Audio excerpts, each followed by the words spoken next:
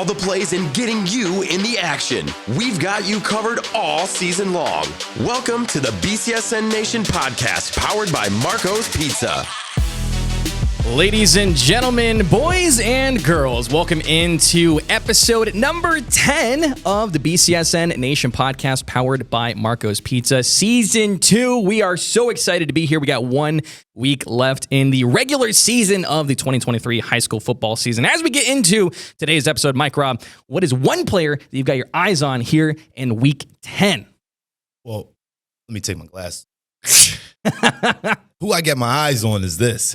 Josh Tackett. Oh, that's who I'm watching this week. Big home game. A lot of things on the line for a young sophomore. For a junior. Can he step up and take the reins? All right, Justin. I'm going Chase Miller at Ottawa Hills. The outright TAC title on the line with a road game at Eden.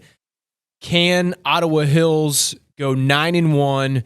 Can Chase Miller deliver the goods, pass when he needs to pass, hand off to the Piccarelli brothers when he needs to, and just overall manage the game and come up with winning plays for the Green Bears? All right, I like it. Well, we got a lot coming up on today's show, and in today's show, we got the City League title that's up for grabs this week. We're taking a deep dive into Ryan Montgomery's Player of the Week performance. We've got a 3-way tie in the Buckeye division of the NLL. We got a Game of the Week preview, Napoleon at Southview, and even more coming up on today's show. Make sure you tune in each and every week to the BCSN Nation Podcast, powered by Marco's Pizza. It's Wednesdays at 4 p.m.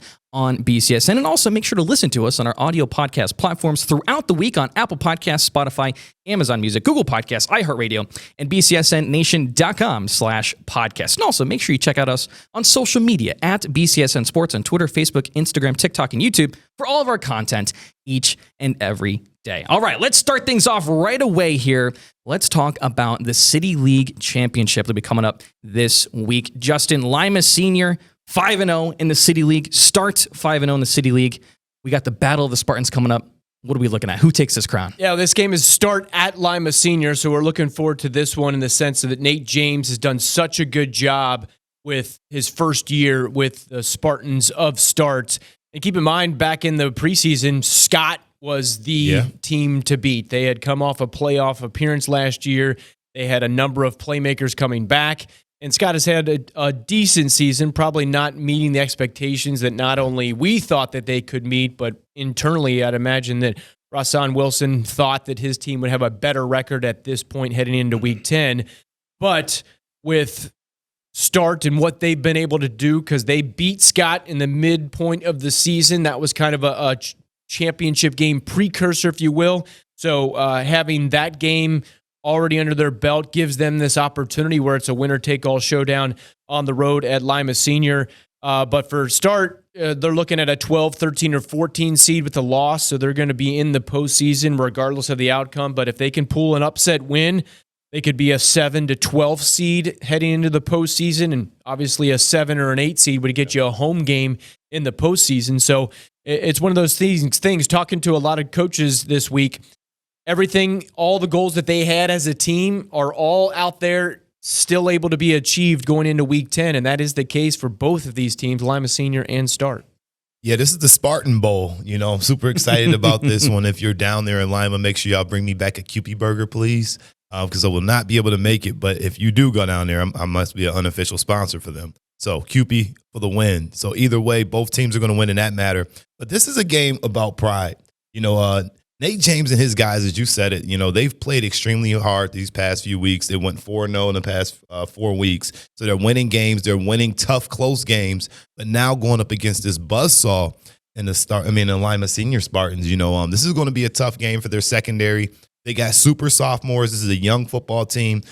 Billy Wirtz and his crew, they're going to have to go down there to Lima and show up and play big boy football. So we're going to leave the speculations out there, let everybody figure it out. I think Lima Senior has the edge in this football game, and the Start Spartans are going to have to find a way to step up and show up big time to win the City League title.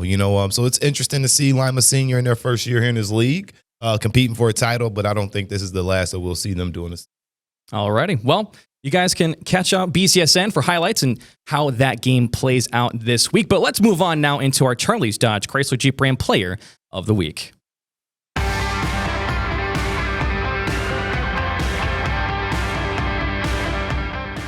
All right, welcome into our Charlie's Dodge Chrysler Jeep Ram Player of the Week here on the BCSN Nation Podcast, powered by Marco's Pizza. This week, coming to us, this is his second time getting the award this season. It's Ryan Montgomery from the Findlay Trojans, the quarterback. Man, went out there, had 3 rushing touchdowns and 3 passing touchdowns in the 40-14 huge win over Whitmer last week. Mike Robb, you've been talking a lot about Findlay, a lot about Ryan Montgomery. What did we see out of him last week? Nothing new.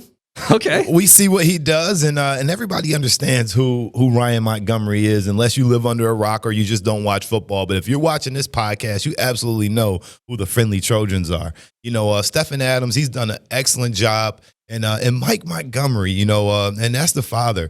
He is a former college football player, played at Miami, but more importantly, he is doing a phenomenal job of raising young men. And for Ryan Montgomery to be as humble as he is, accepting these awards, passing off the gratitude to his teammates, this is everything. And I really appreciate that out of a quarterback and a leader, because he gets it.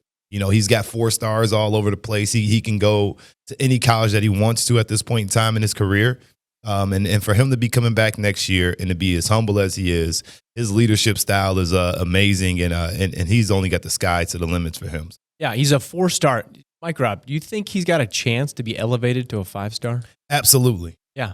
I mean, he's only a junior. That's what people sometimes don't recognize, because he's been playing since he was a freshman at varsity, and he's only a junior right now. But yeah, he's been great. You talk about his humbleness, and that I totally agree with that. I was down there to do some pregame interviews prior to a game of the week in which Findlay was a part of in the past couple weeks, and tried to interview Ryan, and he said, you know what, interview someone else. So I think he's really humble in the sense of giving the flowers out to the defense and the running back and the offensive line, and he just wants to win and be a team player from not only in the season but throughout the offseason. That is where teams are built. The foundations of teams are built in December, January, February, March, as they prepare for August, September, October, November, and the first part of December if you're lucky enough to get to the state championships. But Findlay has had 3 what I call statement games. You make a statement whether you win or lose, and they've gone back to back to back against Anthony Wayne, Perrysburg, and Whitmer. And somewhat oddly enough, the one game they lost, that first one, Anthony Wayne, was at Findlay, and then they went on the road to Perrysburg and won. And then they went on the road to Whitmer and won, and now they host Northview in Week 10, a game that can be seen on the BCSN app Friday night at 7 o'clock. But they're looking at a 4 seed is what I would project based on looking at all the mathematics. And I've been on joeidol.com and Drew Pasteur's Fantastic 50 like crazy this week in preparation for Friday night's shows. So that is where they are projected. If they win, they could get up to a 1, down to a 5 seed. So they're going to be anywhere around there. Looks like they're going to be locked into 1 and then 2 home games within the postseason. But we will talk about this next week on the podcast once the brackets come out. But Mike Robb, I don't know if you've taken a peek at the Division I, Region 2 bracket or projections and the seedings, but that division in that region is loaded, man. You could have a 1 through 4 seed, and I'd say like 2, 3, 4 or 3, 4, 5. Even if you're home, you're going to have a tough matchup against teams that are seeded 12, 13, 14. It's just a deep region. Yeah, it's really deep, and I think it's set up for our Northwest Ohio teams to have some success as well. They've played tough schedules. I'm not too concerned about Findlay. I think they're getting better. They're right on schedule with their season. Defensively, they really impressed me with how they stopped the rushing attack and slowed down Brady Ford. I was really impressed with that. So they're peaking at the right time, and I think a lot of the teams in this area are in that Division 2. I think that you're going to see that Region 2. You're going to see a Northwest Ohio team come out as a crown champion. It's going to be really, really interesting to see. If you guys want to vote this week for the Charlie's Dodge Chrysler Jeep Ram Player of the Week, then make sure to tune into our Twitter Friday night at 11 o'clock. We got our poll that runs from Friday night at 11 until Monday at noon. Make sure that your voice is heard for this week's Player of the Week. And congratulations once again to Ryan Montgomery, and we will see how the Findlay Trojans do this week. All right, let's move on here in the NLL because we've got A pretty big, interesting situation going on in the Buckeye division of the NLL. We've currently got a three-way tie for first place in the division. Anthony Wayne, Findlay, and Whitmer all 3-1 in the Buckeye division. Justin, what are we looking at this week as it all comes down to the wire? Yeah, well, in my opinion, Findlay and Whitmer are locks to be first place ties.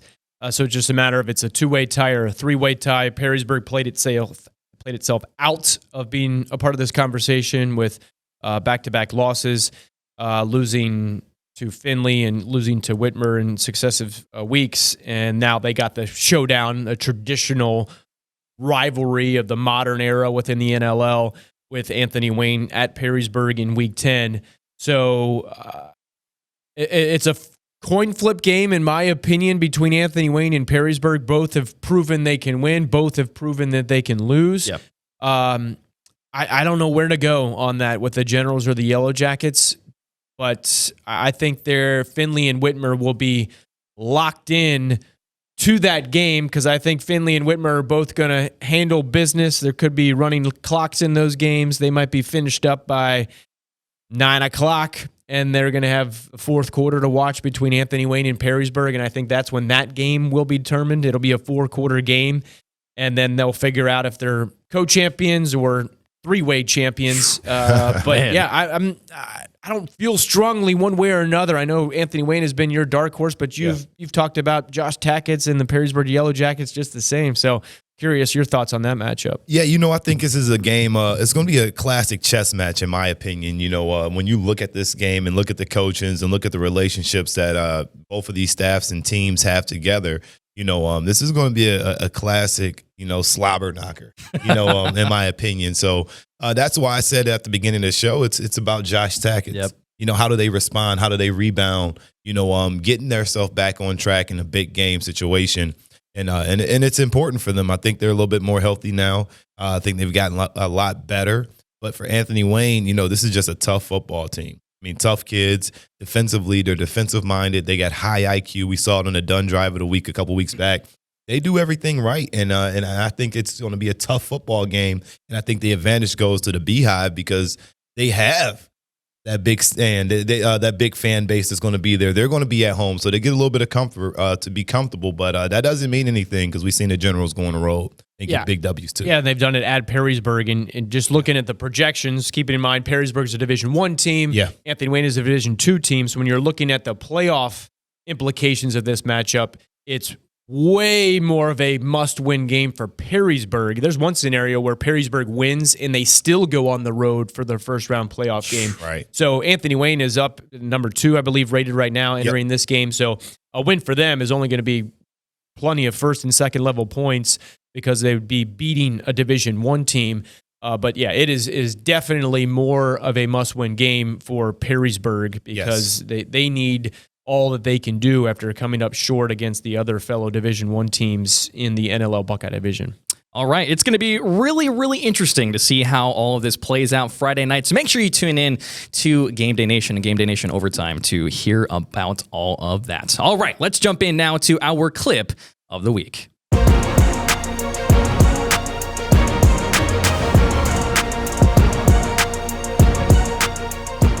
All right, welcome into our clip of the week, brought to you by Renewal by Anderson. Thank you so much for your support. Renewal by Anderson, officially the sponsor of the clip of the week here on the BCSN Nation Podcast, powered by Marco's Pizza. This week, we're taking a look at a clip from Napoleon and Bowling Green last week as we take a look at this clip right here. The wide receiver, Trey Rubenstein, with an unbelievable catch in the end zone. Look at this right here. Watch this.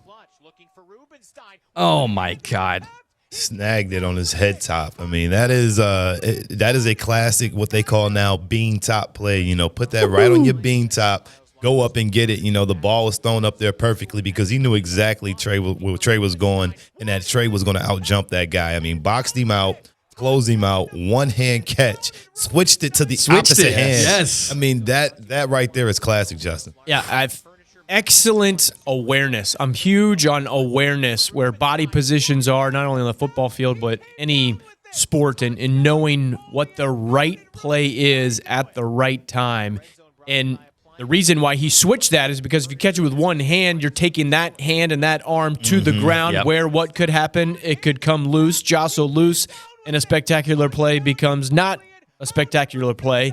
So to do that in all one motion, and I was actually down at Napoleon earlier this week in preparation for what we'll talk about here in a little bit with the game of the week with Napoleon traveling to Southview for the outright Cardinal division title in the NLL. But I asked about Trey Rubenstein, and he said, dude, the guy is special. Coach Tyler Swery said that he was just a special guy. And what I liked is he practices like he plays. And I love that in the sense that, hey, I'm full go. I'm here to get better. Take no plays Each off. and every practice, not just showing up for game time. He practices like he plays. That's what stuck with me. And not only on offense, where you see him do what he's doing right here, but on defense, he has a knack for the football. He's come up with numerous interceptions. He just knows where the ball could be or will be, and he makes the play and does it for his team and finds ways to win. And he is a key part for this Wildcats team that has gone on a winning streak of 5 straight games after starting 0-4, where they dealt with some injuries and were not executing the way that they were capable of. But they have been playing well and winning in tight situations. This game was a 21-0 shutout. Yes. But we saw a showdown with Clay a couple weeks ago with the triple overtime, and Napoleon found a way to win, and Trey Rubenstein has been there from the get-go making plays all the time. Also a multi-sport athlete. Big play, Trey. Yes, sir. All right, if you guys want to see more highlight clips just like this one right here from Trey Rubenstein, then make sure to check us out on our TikTok. It's at BCSN Sports. We have highlight clips just like this going out every single Friday. Help us get to 10,000 followers. That'd be really cool if you guys could do that. All right, we have football every single week, and with our football, we've also got student sections. And this week, we're going back down to Findlay yet again here for the Blue Crew. Findlay, you guys have won the Unison Health student section of the week this week. You guys have been absolutely killing it all season long. You guys have actually been really, really good. And I've seen all of your comments on Instagram. I swear, all of you guys are just hounding us on Instagram, and I really love it. So make sure you keep sending us your photos and videos to us at BCSN Sports and hashtag SSOTW. Let's see who wins the student section of the week this week. We will find out. All right. We are in week 10 of the regular season, getting really, really close to the postseason, which means it's time to take a look at our Robinson's rankings once again. But this week, we're not just looking at our top 5, not just looking at the top 6. No. We're looking at the top 10, both big schools and small schools in the Northwest Ohio and Southeast Michigan area.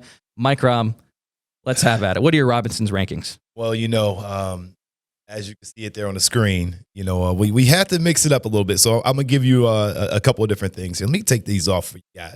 Yeah. Let's get real. Let's get serious now, okay? Thanks, Stevie Wonder. Look, it ain't time to be cool no more. It's time to get serious. This is the rankings. When you look at the top 10 here, I'm gonna start from the bottom up. I do have 2 different rankings, so I did split it up as a big school and a small school. But I just said, let's combine everybody in there, and we'll explain it as we go. Looking at the bottom. Genoa. I think that they're an extremely good football team. I think they've gotten better as the week's going on, Justin. I think this is a squad that people need to keep their eye on, and they're highly ranked in my small school rankings as well. Southview's continued to impress me, week in, week out. Isaac Sexton and the crew, Coach Hardy, they've done an excellent job with keeping this team in check and doing some of the right things. Later in the season, defensively, they've gotten better. Emmett Lamb, I really enjoy watching him play football. So that team is really good to watch, and Carter. And then now you look at Perkins. Now we're going dipping into the Erie spot a little bit. I'm kind of going all over. I tried to include them a little bit. So Perkins, one of my favorite teams. I've talked about them a lot. Coach Santoro's done a phenomenal job getting those guys together. And Logan Lesh and Collier, those dudes are dudes. They're dudes. They're going to compete with Glenville later on in the playoffs. Anthony Wayne, always been my dark horse team.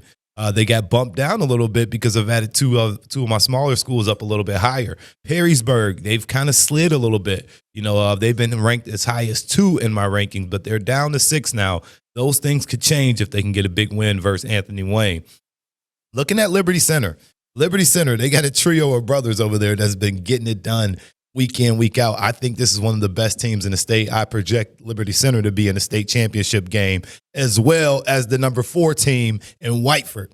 Coach Teakin, He's got it going. Eitner and the boys, they are rolling. They are rocking. I think that this is a football team that is looking to repeat with a coach that's not going to lose a football game, which is kind of crazy. Undefeated as a head coach 2 years in a row.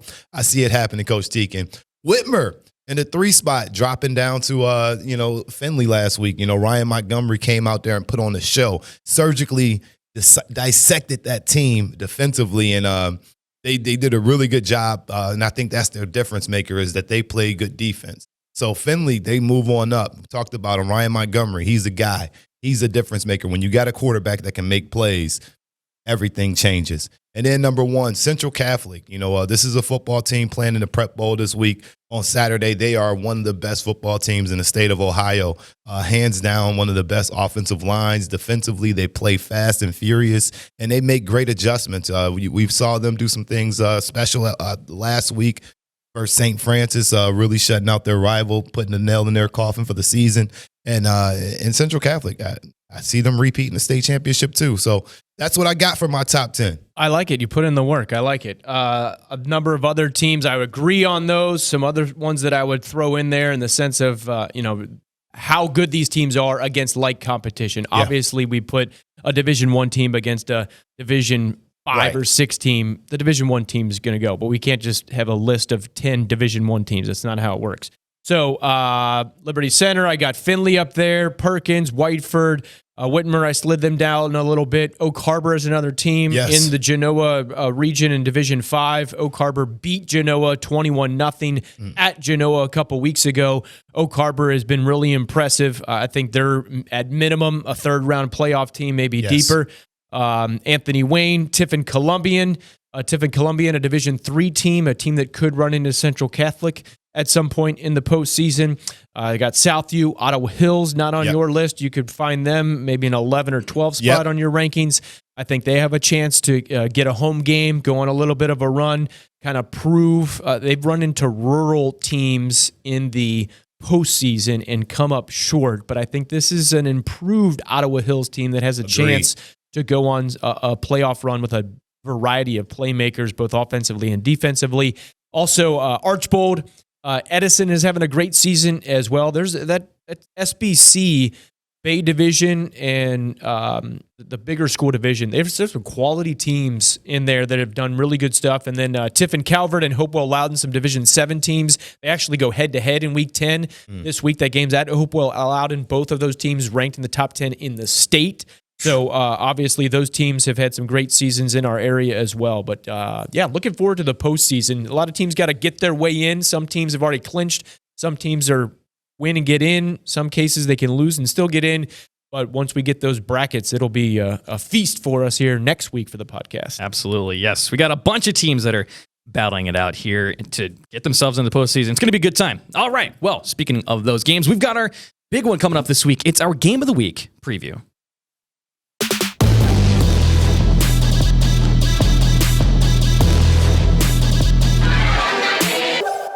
All right, welcome into our Game of the Week preview, brought to you by Dunn Chevy in Oregon. This week, we've got Napoleon at Southview, Friday night, 7 o'clock on the NLL Network. The Wildcats 5-4 on the season. The Cougars 6-3 on the season. But they're going for the outright Cardinal Division title, like you said, Justin. So moving into this big game that we've got up this week in our location of game day tailgate as well. What do we got going on? Yeah, we got a 10 seed right now in Napoleon in their region and a 7 seed right now, Southview in their region. For Napoleon, kind of more on the line for them. We mentioned who's on deck there with the Perrysburg game hosting Anthony Wayne. More's on the line for Perrysburg. I'd say more on the line for Napoleon. But Napoleon's won 5 in a row. Southview has won 4 in a row. Southview's 3 losses this season were to Finley, Perrysburg, and Whitmer, all 3 bigger Division I schools. Those 3 teams are a combined 20-7. So the losses are good losses, if you will, for Southview. Taking a look at Drew Pastor's fantastic 50 based on all the computations across the entire state of Ohio. Southview projected to win this game by 9 points. They got a 69% chance to win. A win would likely get them a 4 seed, which would be huge because that would be 2 home games in the first and second round for Southview, something that they haven't had in quite some time. Both of these teams schematically like to run the ball. We saw Isaac Sexton literally run over someone last week against Clay, and they're going to run the ball until they can't. And the same thing for Napoleon. And this game was a tight game, fourth quarter, final possession game last year at Napoleon. And asking both head coaches this week kind of what to expect. And Coach Steve Hardy for Southview said, hey, last year, Napoleon in general is a tradition-rich run the ball first.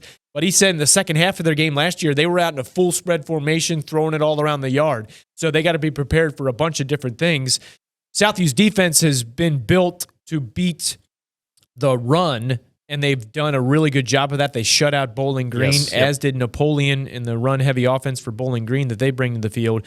But the back half, and Coach Steve Hardy was saying that the way our scheme is on defense, we are built to run, and that leaves our cornerbacks and safety in one-on-one situations. So, you're not getting safety help. You're not getting any double teams or anything like that.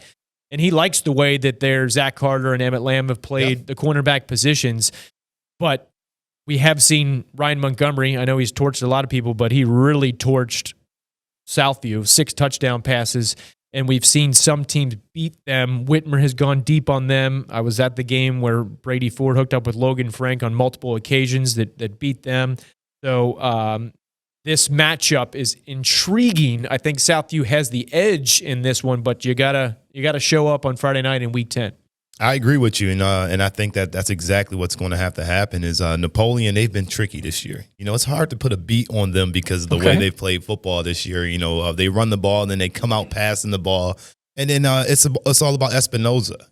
How well does he handle this championship matchup, on the road in a game that, they've been looking forward to play in. And also, who's that quarterback for Southview? Is it Posner again? And can he handle this, stepping up, playing in the championship environment, protecting the football, limiting those turnovers? And Isaac Sexton is going to be an X factor again. They're going to need him to run well. They're going to need him to play at his top peak level on both sides of the football. I think that Southview definitely has the advantage in this football game, but you just don't count out Espinoza and those guys because they play really good football. Yeah, and a little update on that quarterback situation. Will Mazey's the starting quarterback for Southview since the beginning of this season, has been out for, I believe, 3 weeks now with a knee injury, but he has rehabbed and gotten better. And asking Coach Steve Hardy and really asking Will at practice earlier this week, he said he plans to play, and Coach Tyler Swery for Napoleon said he expects the quarterback, Will Mazey's, to come back and play here in Week 10. But as you mentioned, Posner has done a great job for Southview in filling in some key Cardinal Division games to get them to where they can win the outright title here in Week 10. No slip-ups at all, and the schedule worked out that they could figure out a way to get a backup quarterback in there and still be able to run their offense effectively. But my estimation, expect Will Mazey's to be under center or in shotgun formation for the Cougars in Week 10.